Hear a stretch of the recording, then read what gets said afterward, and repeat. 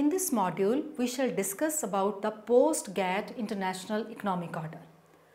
The post-GATT Economic Order is termed as New Economic Order, which was coined by developing countries. The developing countries are calling for a new economic order because they feel that the trading system discriminates against them. Whether GATT will emerge from the present negotiations better adapted to the third world remains to be seen. In 1944, near the end of the World War II, the Bretton Woods Conference made recommendations to set up three international organizations, that is International Monetary Fund or IMF to deal with balance of payments problem, World Bank, that is International Bank for Reconstruction and Development to deal with problems of reconstruction and development, and ITO, that is the International Trade Organizations to deal with the problems of international trade. The first two were set up in 1945, but there were serious controversies about third. Therefore, USA, UK and the few other countries set up in 1947 an interim organization about trade named GATT, that is General Agreement on Tariff and Trade. India was a founder member of all the three. A few years later, the Havana Conference recommended the setting up of ITO with support of the USA administration. But the USA Congress refused to ratify it. Therefore, the ITO could not be set up and the GATT was continued. All the three organizations were dominated by USA. The GATT in particular was biased in favor of the developed countries and was called informally as the Rich Men's Club. The General Agreement on Tariff and Trade is an important institution established in 1947 to encourage the reduction of trade barriers among its 23 member countries. The expanding GATT membership reflects the success that this organization has had in facilitating multilateral tariff liberalization. As a consequence of the 8 negotiating rounds that GATT has sponsored, the average ad valorem tariff on industrial goods has fallen from 40% to below 4%. In light of its significance for the world economy, an important question for economists is whether a theoretical interpretation of GATT and its main features can be provided.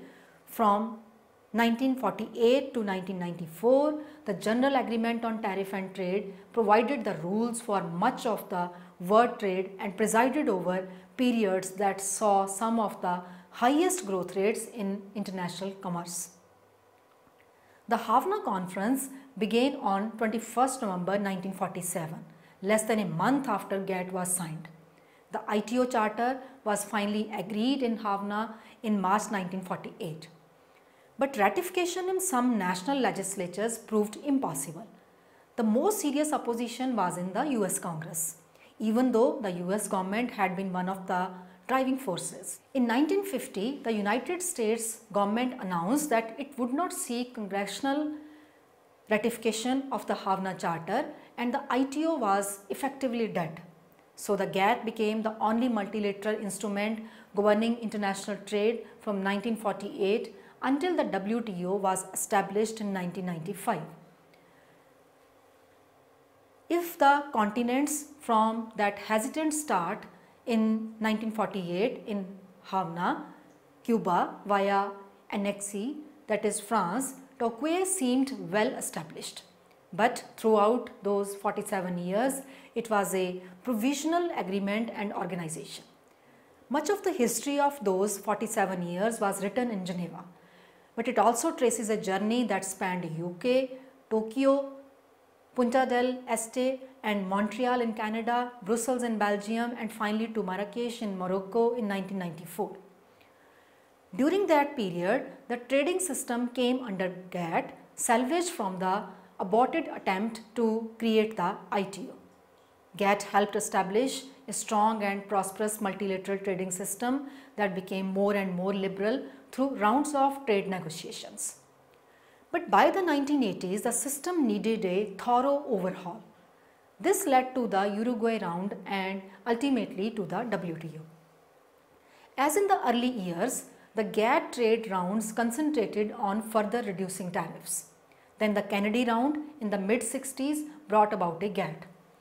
Anti-dumping agreement and a section on the development. The Tokyo round during the 70s was the first major attempt to tackle trade barriers that do not take the form of tariffs and to improve the system.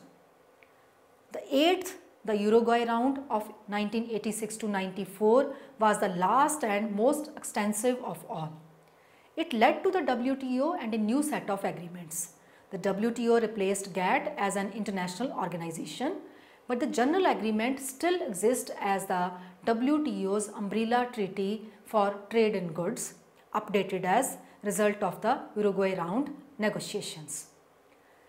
Trade lawyers distinguish between GATT 1994, the updated part of GATT, and GATT 1947, the original agreement which is still the heart of GATT 1994. For most of us, it's enough to refer simply to GATT. The developing countries strongly protested against the bias of the GATT, favoring the developed countries and demanded that ITO be set up. The UN appointed a committee in 1963 to consider how best this could be done because the US Congress was still likely to veto any new proposal for ITO. This UN committee recommended as a possible alternative UNCTAD, that is United Nations Conference on Trade and Development, to be set up as a part of the UN Secretariat to avoid being subject to veto by US Congress. The UNCTAD was set up in 1964 on the basis of this alternative. During the negotiations for setting up UNCTAD, the developing countries established a organization, G77, that is group of 77 developing countries, which was later joined by most of the developing countries. This G77 was opposed by the USA and some other important developed countries called G7 or group of 7 developed countries. At the outset, several developed countries, especially the Scandinavian countries, were very sympathetic positions taken by G77. Nevertheless, the pressure of G77 made the UNCTAD gain in stature, and at one time it appears as if it might replace the GATT as it continued to be powerful. However, sustained pressure of G77 made GATT progressively more liberal, and the Tokyo round of the GATT gave a very important concession to the developing countries, namely GSTP, that is General Scheme for Trade Preferences. After studying this module, you shall be able to know the importance of the Tokyo round and the Uruguay round. Know GATT as new institutional framework. Understand shifts in political power and in trade flows. Know the linkage between GATT and developing world. First, we shall discuss the Tokyo round. The Tokyo round lasted from 1973 to 1979 with 102 countries participating. It continued GATT's efforts to progressively reduce tariffs. The results included an average 1/3 cut in custom duties in the world's 9 major industrial markets, bringing the average tariff on industrial products down to 4.7%.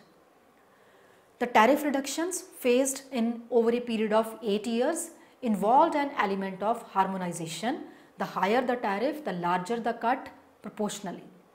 On other issues, the Tokyo round had mixed results. It failed to come to the grips with the fundamental problems affecting farm trade and also stopped short of providing a modified agreement on safeguards, that is emergency import measures. Nevertheless, a series of agreements on non-tariff barriers did emerge from the negotiations, in some cases interpreting existing GATT rules, in others breaking entirely new ground. In most cases, only a relatively small number of mainly industrialized GATT members subscribed to these agreements and arrangements. Because they were not accepted by the full GATT membership, they were often informally called codes. They were not multilateral, but they were a beginning. Several codes were eventually amended in the Uruguay round and turned into multilateral commitment accepted by all WTO members.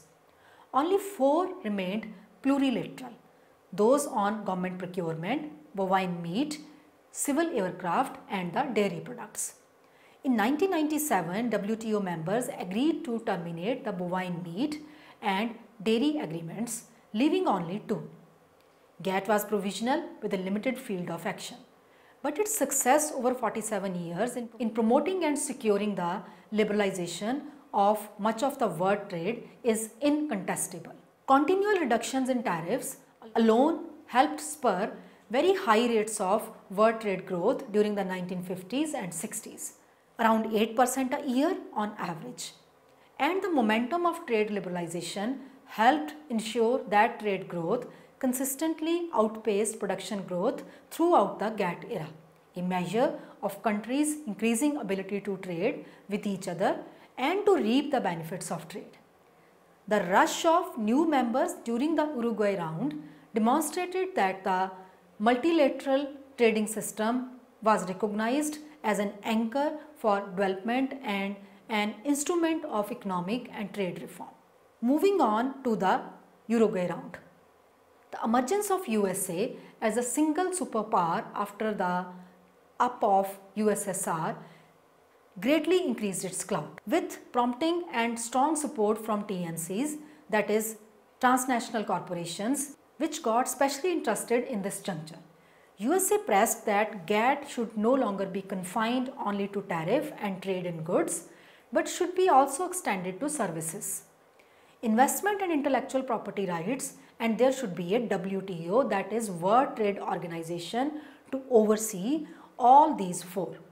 When the various arguments for and against such are formed, GATT or WTO was placed on the table and some compromises seemed possible. The then Director General of GATT Dunkel proposal were accepted by all the members of the GATT in December 1993 at the official level and in March 1994 at the ministerial level. But about dozen countries, including the USA and India, while signing the draft agreement, put in the reservation that they would not ratify it until their respective legislatures approved it. The WTO and its ancillary agreements, that is revised GATT regarding tariffs and trade about goods including agricultural commodities, GATTs, that is regarding services, TRIMS regarding investment and TRIPS regarding intellectual property rights, and a provision for across retaliation between sectors for violation of the prescribed conditionalities are scheduled to come into effect on January 1, 1995 with a grace period of 1 year for least developed countries. Opposing the Uruguay round are consumer groups including Public Citizen, which is the leader of the anti-Uruguay coalition. Environmental groups, which in contrast to their positions on NAFTA, opposition to the Uruguay round. Organized labor with the Textile and Garment Workers Union and the International Union of Electrical Workers as the most prominent critics. Ross Perot and his grassroots organization United We Stand America and various right-wing individuals and organizations including Pat Buchanan and Jesse Helms are North Carolina. The opposition to the Uruguay round is not nearly as vocal as their opposition to NAFTA was. However, Ralph Nader and Public Citizen have been the leading and most active opponents. A few unions have devoted some meaningful attention to the issue and Pat Buchanan and some other conservative forces have been staunch in their opposition. But the AFL-CIO has done little more than pass a resolution criticizing the Uruguay round implementing legislation. Most of the environmental organizations have generally ignored the issue, and despite an outcry from his United We Stand organization, Ross Perot was exceptionally quiet about the trade pact until September. In significant part because the opposition has been less organized than it was for NAFTA, Uruguay round proponents have also been less vocal than they were in NAFTA row. But less vocal does not mean inactive. The Office of the US State Representative, that is USTR, headed by Mickey Cantor, has been the most aggressive of the Clinton administration's agencies. Cantor and his deputies have vigorously touted the purported benefit of the Uruguay round on Capitol Hill and moved quickly to respond to any sign of a threat to congressional passage of the trade agreement.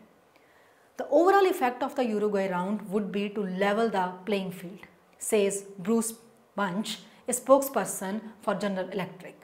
Leveling the playing field can fairly be translated as preventing national governments from favoring domestic producers and limiting governmental ability to regulate corporations in general. Achievement of these broad goals is fostered by what the Chambers of Commerce Howard identifies as the key elements of the agreement: the reduction in tariffs, the expansion of trade rules to cover new areas, and the creation of the WTO.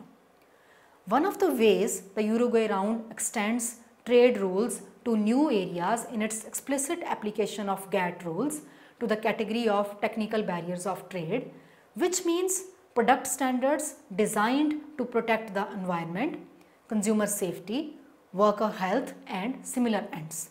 From the perspective of the corporate backers of the Uruguay round, in the last couple of decades, technical standards have developed into substantial barriers to international commerce. But trade barriers are in the eyes of the beholder.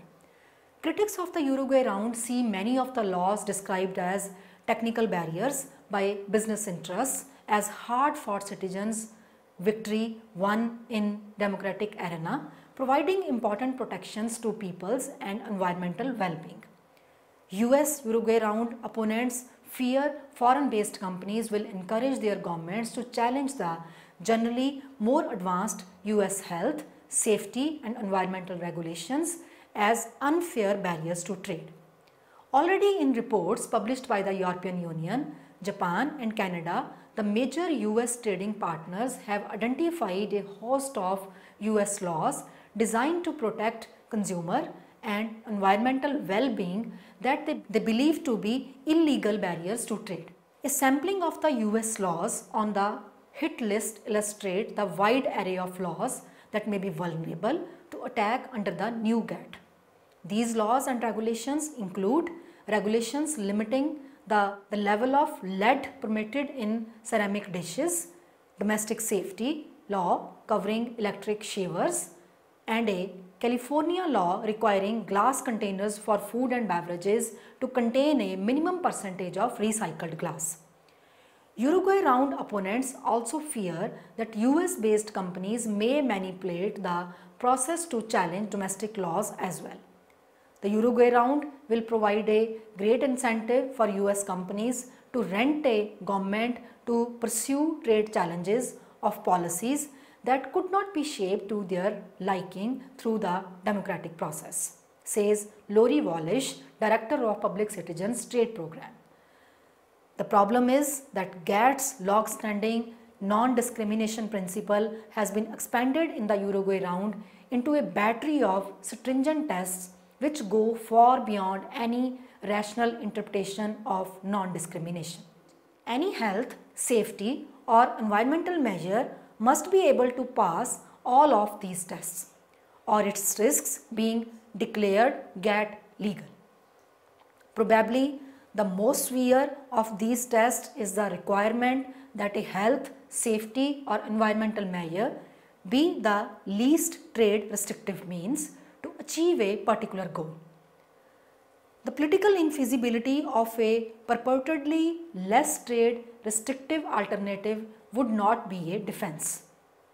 Since legislators almost never consciously seek the least trade restrictive means to achieve a particular goal, and since the test lends itself to creative applications, virtually any safety law may be open to challenge. Public Citizens Wallish provided a list of illustrative potential challenges in October 1994 testimony before the Senate Commerce Committee. Under the least trade restrictive test, she explained, if the United States decided Canada could argue as it did an amicus brief that a phase out of all asbestos should not apply to the asbestos produced in Canada because the health risk of the relatively less hazardous Canadian can be controlled to ban asbestos lined brakes because US workers are exposed to the asbestos when they install or repair the brakes. Another country could argue that the ban is unnecessary because the workers could use protective clothing and ventilation to limit the risk. In making their broadest critics, Uruguay round opponents argue that the least trade restrictive test encapsulates the basic thrust of the new GATT. Velez says that Uruguay round could impose on the word and ideology of Tejibio allies, that is subordinating environmental, consumers and workers protectionists to the dictates of international commerce. According to an interpretation recently given by the GATT Secretariat, all the present members of GATT 1947 which amended by Tokyo round have three alternatives to choose from. The first one is withdraw from GATT 1947 once they join the WTO. The second is remain a GATT 1947 member without being a WTO. The third is remain a GATT 1947 member, also join the WTO. GATT is certainly not perfect, but most observers agree that its principles have worked remarkably well to liberalize world trade. Can these principles also be applied to the variety of new issues before the WTO? A number of these issues, such as agreements on labor and environmental standards, would extend GATT's reach well beyond traditional trade policy matters and as such appear to encroach the traditional limits of national sovereignty. This raises fundamental question about the structure of international economic relations among the sovereign states. Therefore, an important analytical question concerns the minimal range of policies over which the international negotiations must proceed if global efficiency is to be achieved. The GATT is not only harmful for the South, but is equally so for the industrial countries, that is the North. The coterie of the G7 leaders goes on having lavish banquets several times a year, presumably to sort out global issues. On a recent occasion, the main topic was the menace of unemployment, currently running into some 35 million or more depending on the definition in these countries. Evidently, this is a burning question, but the leaders came to know no worthwhile decision to ameliorate the situation. Meanwhile, the problem appears to become even more intractable and the rich societies are plagued by a degree of social and economic polarization not witnessed in the past half century. The issue of widening inequalities in the North, but he dismisses all too lightly the widespread perception in the North that cheap imports of textiles, garments, leather products, etc. from South have played a significant role in displacing unskilled labor in the North and pushing the wages down in the whole economy. Now we shall discuss GATT as new institutional framework. In the long run, the post-war institutional framework for international economic transactions must be adapted to emerging new political relationships between the market economies and the centrally planned economies and between the developed and developing countries. The existing framework was never international in scope. Founded by a few developed market economies and dominated by the victorious Western allies, the GATT was poorly tailored to the needs of the developing countries and not designed to include the centrally planned economies. Moving on to the shifts in political power and in trade flows. The detente between the major market and centrally planned economies means that ideological considerations will influence trade flows between them to a lesser extent in the future than in the past. The tough competition for markets should increase the trade flows between markets and planned economies. It may also increase the trade flows between developed and developing countries within the market economy system. These shifts in the political powers through decolonization and detente have contributed to the present crisis in the international trade and payment system, whether GATT emerged better adapted to the needs of developing countries and to accommodate larger flows of East-West trade remains to be seen. GATT once established a number of rules designed to achieve multilateral, non-discriminatory and mutually beneficial freer trade after bilateral, discriminatory and beggar-thy-neighbor protectionist policies. However, GATT's success is modest when measured against the goals. Most striking is the limited degree to which GATT has actually achieved these goals and the gradual erosion of its rules. Now we will discuss GATT and developing world. Trade liberalization in GATT has been biased in a manner reflecting the composition of its original members, mainly all developed industrial economies. Trade has not been liberalized for those agricultural and industrial countries having comparative disadvantage relative to the developing countries. Furthermore, in spite of the GATT's rules, the developed countries have felt themselves free to use other distortions to trade than tariffs when it has suited their purposes. GATT's rules have not prevented the developed market economies from forming discriminatory trading blocs. As these blocs increase in size, they assume an autocratic and protectionist posture, blocking further trade liberalization. GATT's acceptance of the increased practice of bilateralism, preferential trading agreements and other protectionist distortions than tariffs clearly conflicts with its preachings. Now let us summarize what we have learnt in this module. The post-GATT economic order is termed as New Economic Order, which was coined by developing countries. The developing countries are calling for a new economic order because they feel that the trading system discriminates against them. Whether GATT will emerge from the present negotiations better adapted to the third world remains to be seen. The UNCTAD was set up in 1964 on the basis of this alternative. During the negotiations for setting up UNCTAD, the developing countries established an organization, G77, that is group of 77 developing countries, which was later joined by most of the developing countries. The Tokyo round lasted from 1973 to 1979 with 102 countries participating. It continued GATT's efforts to progressively reduce tariffs. The results included an average 1/3 cut in custom duties in the world's 9 major industrial markets, bringing the average tariff on industrial products down to 4.7%. One of the ways the Uruguay round extends trade rules to new areas, its explicit application of GATT rules to the category of technical barriers to trade, which means product standards designed to protect the environment, consumer safety, worker health and similar ends. From the perspective of the corporate backers of the Uruguay round, in the last couple of decades, technical standards have developed into substantial barriers to international commerce. Trade liberalization in GATT has been biased in a manner reflecting the composition of its original members, mainly all developed industrial economies. Trade has not been liberalized for those agricultural and industrial countries have comparative disadvantage relative to the developing countries.